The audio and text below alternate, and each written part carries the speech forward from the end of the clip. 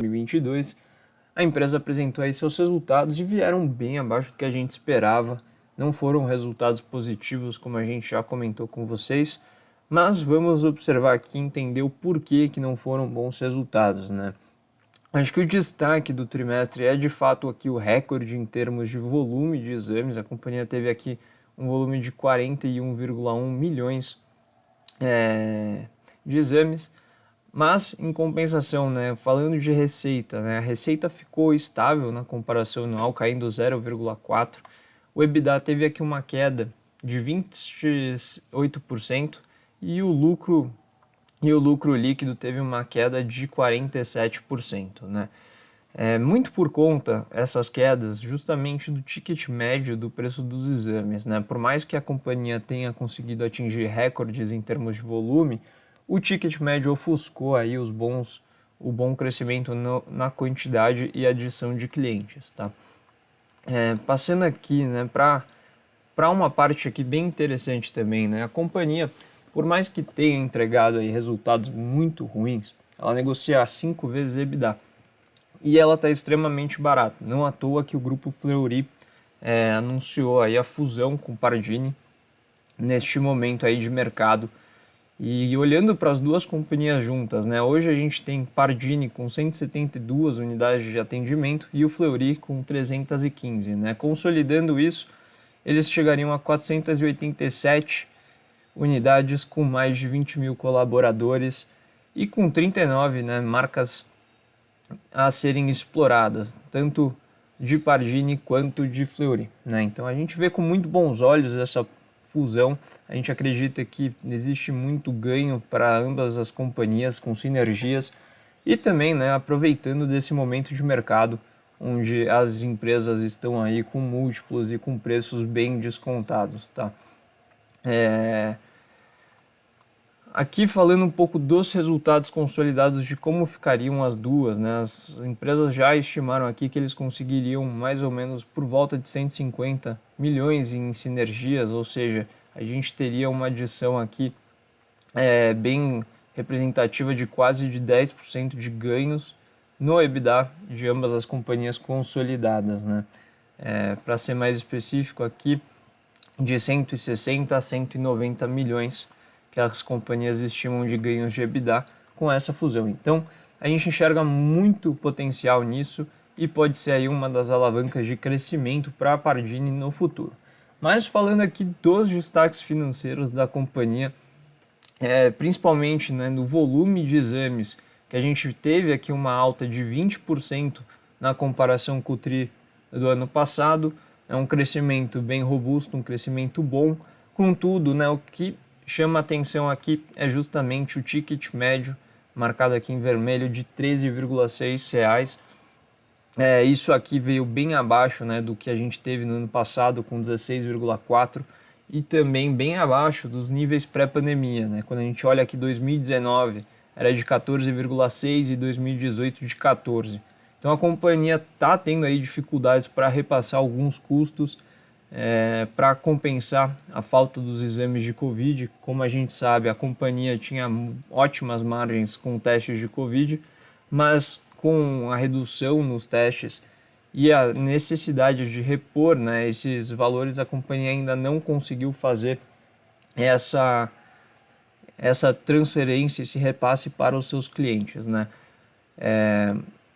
Então, o que a gente espera daqui para frente? A gente espera que sim, eles consigam melhorar isso aqui, esse ticket médio, mas a gente vai acompanhar muito de perto para ver se de fato a companhia vai conseguir repassar esses custos, tá? Quando a gente olha aqui a receita bruta, né, a gente vê a estabilidade, um crescimento na parte de PSC e uma queda, né, no Lab to Lab. Então, dentro disso, né, a gente vê uma migração aqui mais para exames PSC. Outro destaque positivo, né, o número de clientes da companhia chegando aqui a mais de 6 mil clientes, ou seja, uma adição aí de 3,7%, não é algo muito expressivo, mas explica a parte, né, do aumento do volume de exames para mais de 41 milhões, né. Olhando aqui para o EBITDA, talvez aqui o que mais chama atenção é justamente, né, a variação dele na comparação anual, uma queda de 28%, e é muito explicado aqui pela margem, né? Como eu comentei, o ticket médio da companhia veio bem abaixo do que ele era, e com isso, né, a margem da companhia teve uma queda bem relevante, né? A margem caiu de 29% para 21%, muito por conta do ticket médio, mas também, né, por conta do aumento dos gastos das despesas operacionais que a companhia teve e aqui implementações de TI e alguns custos com as aquisições que a companhia vem fazendo aí nos últimos meses, que fizeram, né, com que a companhia necessitasse de investimentos para integrar essas companhias para os padrões de Pardini, e com isso, né, incorrem custos a mais, o que pode explicar aqui um pouco desses custos que aumentaram em 3,4%, né? Então a receita não cresceu, os custos cresceram 3,4% e o ticket médio aí teve uma queda, né, para 13,60, o que dá aí uma queda mais ou menos de 20% na comparação anual. Olhando aqui o lucro líquido da companhia, né, temos alguns pontos a destacar. A queda de 47% é o que chama atenção. Novamente, a gente vê uma margem bem abaixo do que ela foi no ano passado, mas em compensação, né, a companhia conseguiu ter aí uma alíquota efetiva de 24% de imposto de renda, ou seja, uma maior eficiência com isso.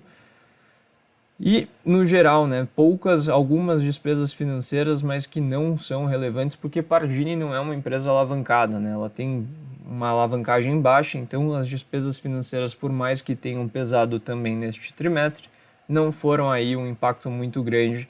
A companhia aí tem um balanço muito forte e com isso, né, eles conseguem manter certa resiliência nessa parte, né? Falando aqui do endividamento, né? Como eu falei, a companhia tem um endividamento baixo, uma alavancagem aqui de 0,4 vezes EBITDA, ou seja, uma dívida bem controlada, né? Uma dívida líquida de 175 milhões,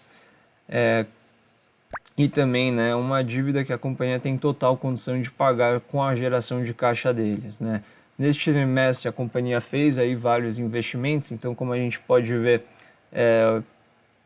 eles fizeram aqui pagamentos pelas aquisições, né, de investimentos ou ativos de 64 milhões, isso faz com que a geração de caixa tenha sido negativa no período, mas quando a gente olha aqui o fluxo de caixa operacional, a companhia quase tem 50% de eficiência do EBITDA, tá? Então isso é bem legal, a companhia vai gerar caixa no momento que eles pararem de investir nas aquisições, no pagamento delas, e assim eles conseguem ir reduzindo cada vez mais a dívida, né?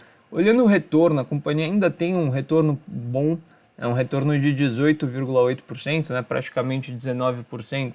E olhando o custo da dívida deles, a gente tem aqui um spread de 9,7%, ou seja, mesmo com os resultados não vindo positivos, a rentabilidade, por mais que esteja caindo, eles ainda têm um colchão de conforto aqui entre o custo da dívida e o retorno sobre capital. Isso aqui é importante porque é daqui que a companhia gera valor. A cada R$ 1 que eles pegam emprestado, eles vão pagar 0,91, mas eles vão estar gerando aqui 18,8, né? Então, isso é bem importante na hora que a gente for olhar aí os resultados da companhia. E chegando aqui ao final, né, a gente tem uma empresa que não entregou bons resultados de fato, mas é uma empresa aqui que negocia 5 vezes EBITDA, negocia num setor aí que geralmente negocia múltiplos mais altos. É uma empresa que pode repassar aí a inflação, a gente acha que é possível que eles consigam aí repassar a inflação do setor de medicamentos e exames, do setor de saúde em geral, que tem uma inflação mais alta do que a inflação geral. Mas a gente espera aí, acompanhando nos próximos resultados, manteremos bem de perto no radar. Mas por enquanto seguimos com nossa recomendação de compra. Então, a 5 vezes EBITDA, compra em Pardini.